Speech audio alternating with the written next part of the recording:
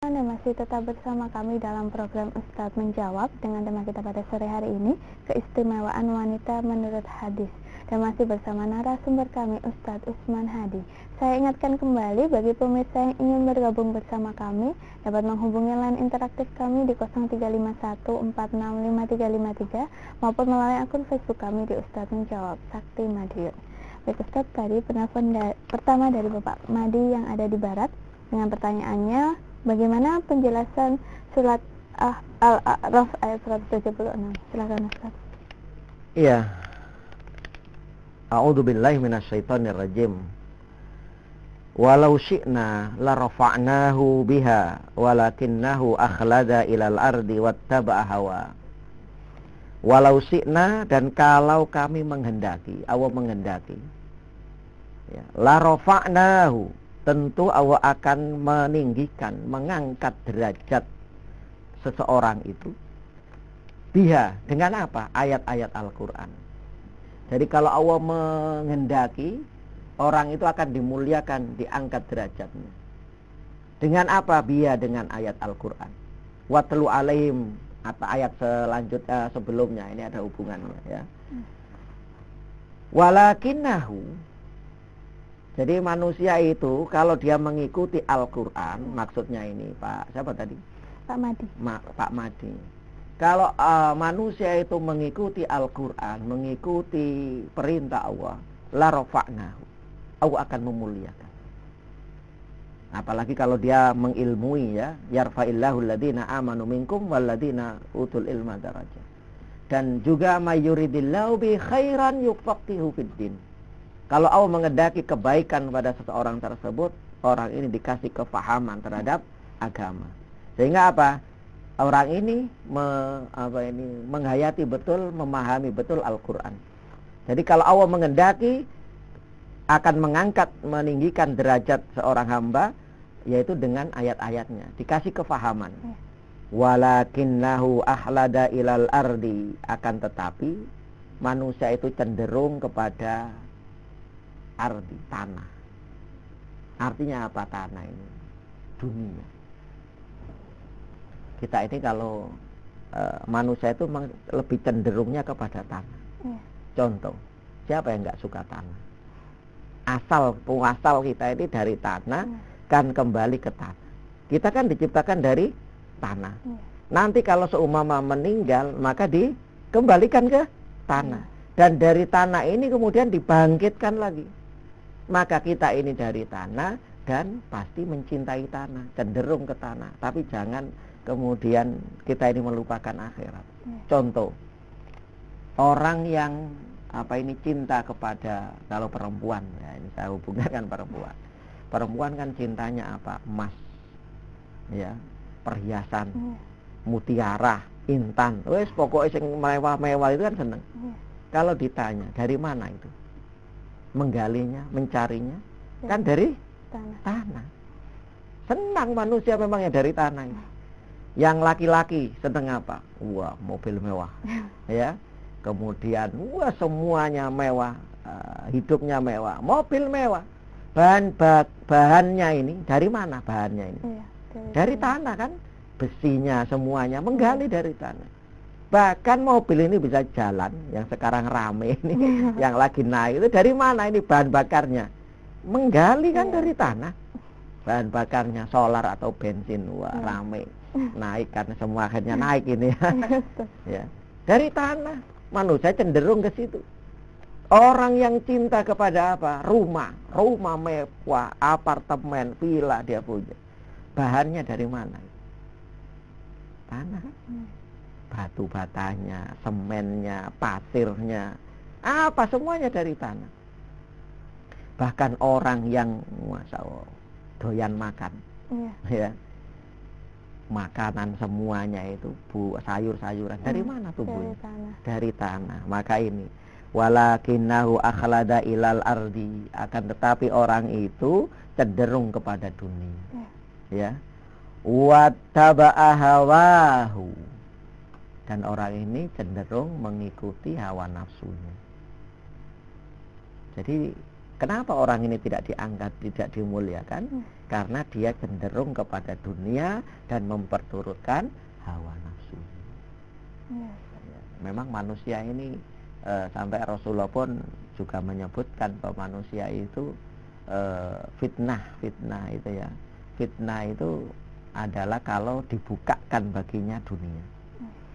Sehingga kalau semua orang itu dibukakan dunia, orientasinya hanya dunia. Dia apapun orientasinya, hitung-hitungannya dunia. Nah, ini akhirnya ridhonya Allah itu tidak dia cari. Ya memang kita dunia itu siapa sih yang nggak butuh dunia? Sampai ada lagu itu, mati pun ke kuburan pun ya perlu duit. Ya itu ya. Jadi ya semua memang butuh duit itu. Tapi jangan jadi orientasi nomor satu. Ya.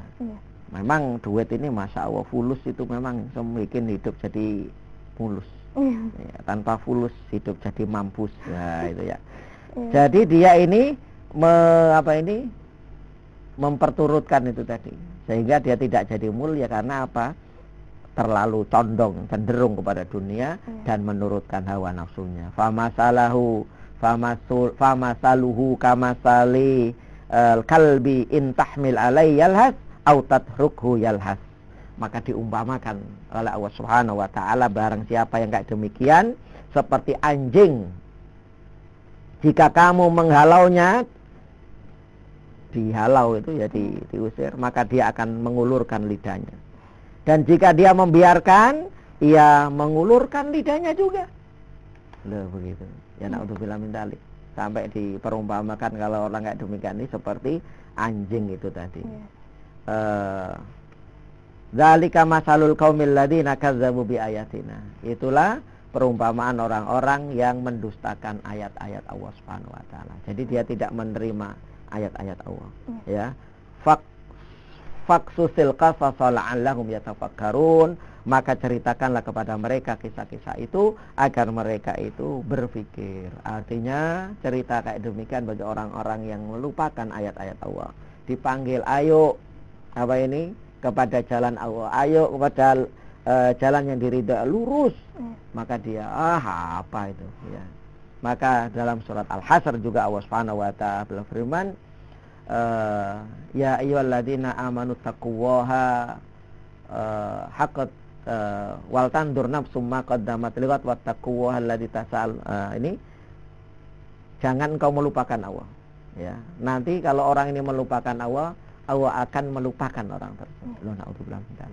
Kalau sudah datang alam ya'tikum rusulun, bukankah datang kepada kalian para nabi, yatluna alaikum ayati rabbikum, yang para nabi itu membacakan ayat-ayatku, wa yundirunakum liqa'a yaumikum hada, dan para nabi itu memberikan peringatan tentang hari pertemuannya. Ayat-ayat Al-Quran disampaikan, tetapi mereka ini senantiasa mendustakannya. Maka kalau orang ini melupakan Allah, maka mereka pun nanti akan dilupakan oleh Allah Subhanahu wa taala. Iya, berarti kita jika ingin dimuliakan juga harus memuliakan gitu ya Ustaz. Iya. Ya, baik, itu tadi jawaban dan penjelasan dari Ustaz Usman Hadi atas pertanyaan dari Bapak Mahdi yang ada di Barat. Semoga berkenan. Baik Ustaz, kita kembali ke tema mengenai keistimewaan wanita. Terkadang itu keistimewaan tersebut tidak menonjol gitu ya Ustaz, tidak terlihat. Dan agar kita menjadi wanita yang soleha dan keistimewaan kita dapat terpancar itu seharusnya seperti apa Ustaz? Ya, sebenarnya wanita itu kelihatan pamornya, kelihatan ini bukan dia menunjukkan, tapi penilaian orang kan. Jadi orang itu dianggap soleh adalah penilaian orang. Meskipun namanya soleh, ya, bukan tidak menjamin orang itu soleh kan, tapi pengakuan manusia. Disebut kiai, dipanggil ustadz, dipanggil kiai, itu bukan panggilin aku kiai, tidak, tetapi pengakuan masyarakat bahwa orang itu memang secara pribadinya, tutur katanya, akhlaknya, budi pekertinya mencerminkan kayak demikian. Maka orang dengan sendirinya akan mengatakan kayak demikian. Juga seorang wanita, kalau dia ini berpegang teguh kepada Al-Quran, As-Sunnah, dia senantiasa menjalankan perintah-perintahnya, sampai ada dalam hadis wanita itu lebih mudah sebenarnya masuk surganya, ya. Maka kalau dia ini sholat, dia puasa, dia menjaga kehormatannya, dia taat terhadap suaminya, maka dipersilakan masuk pintu surga dari pintu-pintu mana yang dia kehendaki. Maka dia menjaga dirinya, menjaga kehormatannya. Maka orang lain, Masya Allah, wanita itu, Masya Allah, soleha. Meskipun namanya bukan soleha, dia mengatakan wanita soleha ini, ahli surga begitu. Jenenge soleha, tapi tingkah lakunya, wah, naudzubillah min dzalik. Jadi dia ini tidak perlu orang mungkin diiklankan, mungkin ya kayak produk gitu ya. Orang itu akan menilai sendiri bagaimana tutur katanya, Masya Allah, bagaimana kesabarannya, bagaimana ketelatenannya, ketawaduannya, bagaimana kasih sayang lemah lembutnya. Orang yang akan menilai. Begitu. Baik, Ustaz, terima kasih. Dan untuk pemirsa, kami akan terus membahas tema kita pada sore hari ini mengenai keistimewaan wanita menurut hadis. Untuk itu tetap bersama kami dalam program Ustaz Menjawab.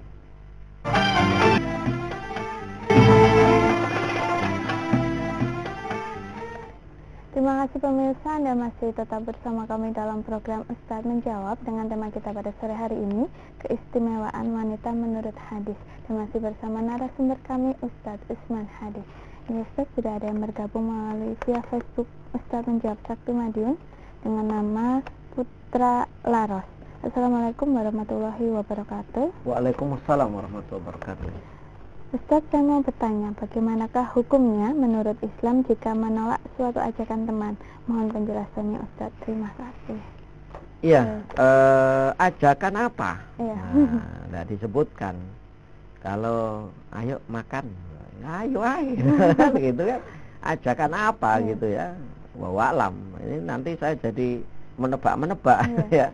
Kalau ayo kemana? Kalau dalam ayo sholat, lo ya ayo wajib gitu ya. Mungkin dari dua hal, Ustaz, kalau ya. yang baik. Jadi dalam hal ini kalau seumpama dalam hal kebaikan, ya tentu kita ini alhamdulillah, maka kita ini satu hendaknya senantiasa mengajak orang itu berbuat baik. Jadi saya sampaikan karena itu tadi umum, maka saya menjawab yang pertama secara umum dulu. Kita ini hendaknya kalau mengajak orang adalah mengajak yang baik. Ayo berbuat baik, ayo beramal soleh, ayo ditingkatkan sholatnya, ayo ditingkatkan sedekahnya, ayo ditingkatkan macam-macam. Maka kalau kita ini mengajak kayak demikian, dia mau mendengarkan, mau melaksanakan, ya alhamdulillah. Tidak, ya sudah. Kewajiban kita adalah mengajak. Maka kalau orang ini mengerjakan, subhanallah, kita itu mendapatkan pahala. Ya, seumpama orang itu nggak pernah sodako, kemudian kita sampaikan tentang keutamaan sodako, alhamdulillah akhirnya dia rajin sodako, maka kita ini akan mendapatkan pahala seperti dia bersedekah tadi. Lu kan enak. Ya. Tetapi kalau orang ini diajak dalam hal kejelekan, bagaimana cara menolaknya? Kalau menolak gimana? Maka kalau diajak dalam hal kejelekan, diajak dalam kemaksiatan, tidak perlu meiyai. Jadi tolak, tentu ya ditolak dengan baik. Kalau seumpama diajak, ayo kemana? Ke diskotik. Itu ya. Lah, jangan. Ayo. Kamu yang ngebosi dah. Iya, loh, jangan. Disampaikan, "Mbok, yo kita ngaji dulu." Wah, daripada di sana nanti lihat maksiat, lihat ada apa mungkin ini. Ya sudahlah, kita ke warung aja. Lah. Jadi jangan temen yang ngajak kepada apa ini kejelekan di iya. Walah wong dijak lho. Dijak kan gak bayar ya. Dijak kan gratisan itu. Tapi kalau kita sudah diajak itu, mbok ya temen itu dibetulkan kalau tidak benar ya. Mau kemana ke diskotik? Oh, ini aja. Apa ini? Kita mungkin ke sana ya, ke tempat-tempat yang positif, diarahkan. Jangan iyo tok iku mau lo ya. Lah, maka kalau seumat temannya ini tidak mau, wah wis bara itu wae serius saya kan gitu biasanya orang ya. Mbok sekali-kali kita nyantai, mbok sekali-kali kita ini apa ini happy gitu ya. Maka ya sudah, terima kasih. Ya saya tidak bisa ikut ya. Jadi kita ngomongnya itu juga yang enak. Jangan menolak yang baik. Wah kamu ini wah wis lah. Itu nanti tersinggung. Jadi kita di situ berdakwah juga. Kita sampaikan yang baik, ya. Kita menolak ini tidak ada ketaatan. La ta'ata fi maksiatil khaliq. Tidak ada ketaatan. Jadi kita kalau justru mengikuti berdosa. Kalau kita tidak mengikuti ya tidak masalah. Kalau kita mengikuti ya kita ini nggak ada hubungannya dengan Allah. La ta'ata fi maksiatil khaliq. Tidak ada ketaatan dalam bermaksiat kepada Allah Subhanahu wa taala.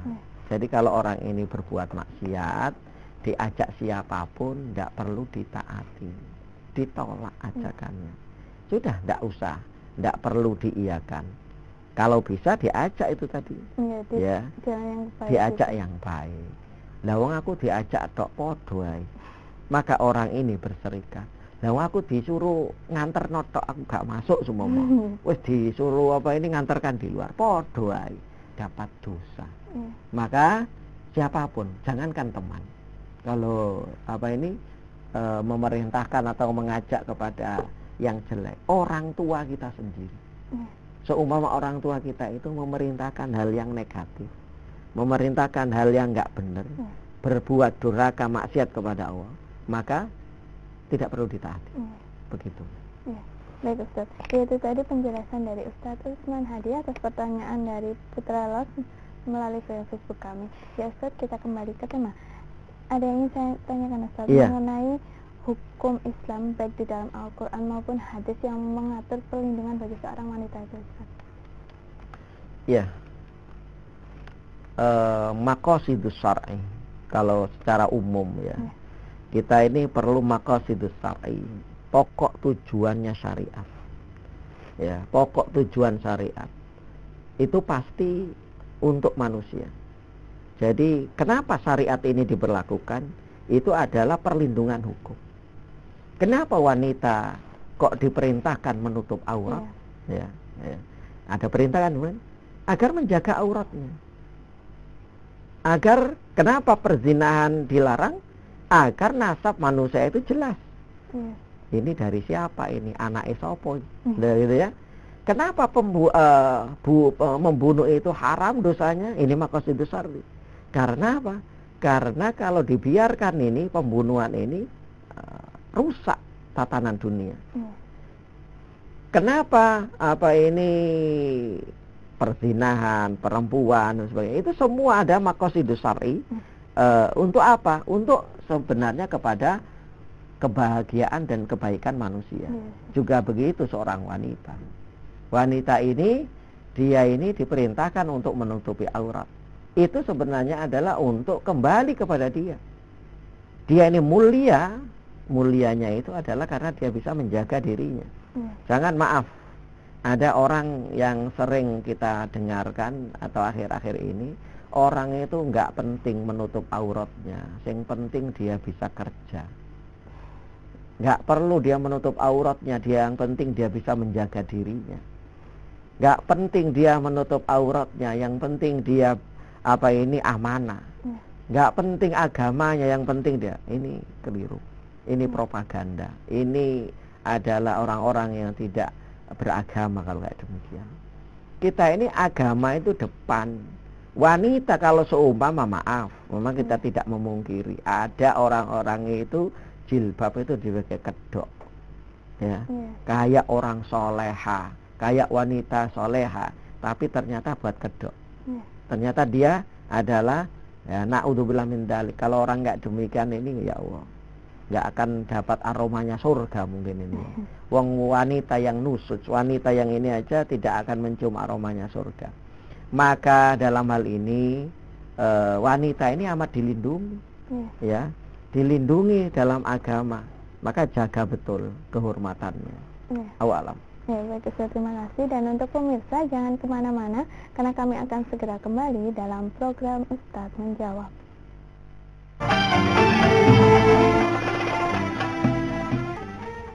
Terima kasih pemirsa, Anda masih tetap bersama kami dalam program Ustadz Menjawab dengan tema kita pada sore hari ini, keistimewaan wanita menurut hadis, dan masih bersama narasumber kami Ustadz Usman Hadi. Baik Ustadz, kita sudah masuk pada segmen terakhir Ustadz. Mungkin ada beberapa kesimpulan maupun tambahan yang ingin Ustadz sampaikan. Silahkan. Ya, pemirsa dirahmati oleh Allah Subhanahu wa taala, ada satu hadis juga saya sampaikan mungkin keistimewaan seorang wanita, seorang ibu mungkin gitu ya. Syahid itu adalah cita-cita, harapan kita semua ya. Karena apa, keistimewaan syahid itu Masya Allah, kalau para sahabat disampaikan syahid itu Masya Allah mereka berlomba-lomba. Karena orang yang mati syahid itu langsung masuk surga ya. Kemudian keistimewaan luar biasa. Lah di antara orang yang syahid ini, yang disebut orang syahid ini adalah keistimewaan seorang wanita ibu ini, apabila ketika seorang ibu melahirkan, Masya Allah, bagaimana seorang wanita melahirkan taruhan nyawa ya. Kemudian seandainya, maaf, karena nyawa ini kan kalau dulu sebelum kedokteran itu ini banyak sekali ibu-ibu yang meninggal ya ketika melahirkan. Maka kalau seorang wanita ketika melahirkan sampai waktu nifasnya, meskipun setelah melahirkan dapat 1 minggu, masih dalam waktu nifas, maka wanita yang meninggal kayak demikian itu dicatat sebagai mati syahid. Karena apa? Keistimewaan, keutamaan. Maka dalam hal ini pemirsa dirahmati oleh Allah Subhanahu wa taala, dalam Islam wanita itu sangat dimuliakan, sangat dijaga betul. Yang saya ibaratkan tadi, namanya barang kalau mahal itu memang betul-betul dirawat, dijaga, ditutupi, nggak diumbar, nggak dibuka auratnya. Nggak dibuka auratnya itu ya sudah barang murah begitu ya. Maka agar kita ini mempunyai nilai yang tinggi, mempunyai harga yang mahal, maka hendaknya satu, engkau menutupi auratmu ya. Ditutupi auratmu. Bukan hanya aurat luarnya saja yang kita tutup, tapi juga aurat luar ini mencerminkan perilakunya seorang wanita yang soleha, mencerminkan tutur katanya. Tutur katanya lemah lembut, tutur katanya ini tidak membuat kemaksiatan dan sebagainya. Itulah wanita yang mulia. Allahu a'lam. Iya Ustaz. Baik Ustaz, sebelum kita mengakhiri perjumpaan pada sore hari ini, silahkan Ustaz untuk memimpin doa. Iya, pemirsa dirahmati oleh Allah Subhanahu wa taala, kita akhiri Ustaz menjawab sore hari ini dengan berdoa, bermunajat kepada Allah Subhanahu wa taala. Bismillahirrahmanirrahim. Allahumma shalli wa sallim ala nabiyyina Muhammad walhamdulillahi rabbil alamin. Hamdan na'imin, hamdan syakirin, hamdan yuwafi ni'amahu wa yukafi mazidah, kama yanbaghi li jalalika wa adami sultanik ya aziz ya ghaffar ya rabbal alamin. Allahumma inna nas'aluka bi annaka antawah la ilaha illa antal ahadus samad alladzi lam yalid wa lam yulad wa lam yakul lahu kufuwan ahad. Allahumma ya Rahman ya Rahim, ampunilah dosa-dosa kami ya Allah, dosa-dosa kedua orang tua kami ya Allah. Kasih sayangilah mereka ya Allah, sebagaimana mereka mengasihi, menyayangi kami ketika waktu kecil. Ya Allah ya Rahman ya Rahim, jadikanlah kami semua hamba-hambamu yang saleh, hamba-hambamu yang ahli ibadah, hamba-hambamu yang ahli tauhid, hamba-hambamu yang istiqamah, senantiasa berada di jalanmu. Berilah kami kekuatan ya Allah untuk menjalankan semua perintahmu, dan berilah kami kekuatan ya Allah untuk menjauhi segala larangan-laranganmu. Ya Allah ya Rahman ya Rahim, sekelam apapun masa lalu kami, sehina atau seburuk apapun yang pernah kami lakukan sebelum ini ya Allah, maka ampunilah dosa-dosa kami ya Allah, yang kami sengaja atau yang tidak kami sengaja. Ya Allah ya Rahman ya Rahim, jadikanlah pemimpin kami orang-orang yang bertakwa, orang-orang yang takut kepadamu. Ya Allah ya Rahman ya Rahim, jadikanlah pemuda-pemudi bangsa ini pemuda-pemudi yang senantiasa berpegang teguh pada perintahmu. Ya Allah ya Rahman ya Rahim, jadikanlah wanita-wanita negeri ini wanita-wanita yang memiliki rasa malu untuk melakukan kemaksiatan, malu membuka auratnya, malu melakukan hal-hal yang engkau murkai ya Allah. Ya Rahman ya Rahim, jadikanlah negeri ini ya Allah negeri yang Engkau ridhai, baldatun thayyibatun wa rabbun ghafur. Ampunilah dosa-dosa kami ya Allah, dosa-dosa kedua orang tua kami ya Allah, saudara-saudara kami ya Allah, kaum muslimin muslimat yang hidup ataupun yang telah Engkau ambil ya Allah. Rabbana dzalamna anfusana wa illam taghfir lana wa tarhamna lanakunanna minal khasirin. Rabbana atina fid dunya hasanah wa fil akhirati hasanah wa qina adzabannar. Wa sallallahu ala nabiyyina Muhammad walhamdulillahi rabbil alamin. Terima kasih banyak Ustadz. Baik pemirsa, tidak terasa 60 menit sudah saya menemani Anda. Terima kasih karena telah menyimak kami dari awal hingga akhir segmen, dan semoga tausiah pada sore hari ini dapat bermanfaat bagi kita semua. Amin amin ya rabbal alamin. Dan untuk pemirsa yang belum sempat bergabung bersama kami, dapat mengirimkan pertanyaan, kritik maupun saran melalui Facebook kami di Ustadz Menjawab Sakti Madiun. Dan bagi pemirsa yang memiliki kelompok maupun kelompok pengaji maupun majelis taklim dan ingin bergabung secara langsung bersama kami dari Studio 1 Sakti TV, dapat menghubungi kontak person yang telah muncul di layar televisi Anda. Pendaftaran tidak dipungut biaya. Terus saksikan Ustadz Menjawab setiap hari Senin sampai Jumat pukul 16.30 waktu Indonesia Barat, dan setiap hari Sabtu Minggu pukul 17.00 waktu Indonesia Barat. Akhir kata, saya Yuni Walansari, Ustadz Usman Hadi, dan seluruh kru Ustadz Menjawab Sakti TV Madiun mohon undur diri. Wabillahi taufiq wal hidayah wa ridha wal inayah. Wassalamualaikum warahmatullahi wabarakatuh.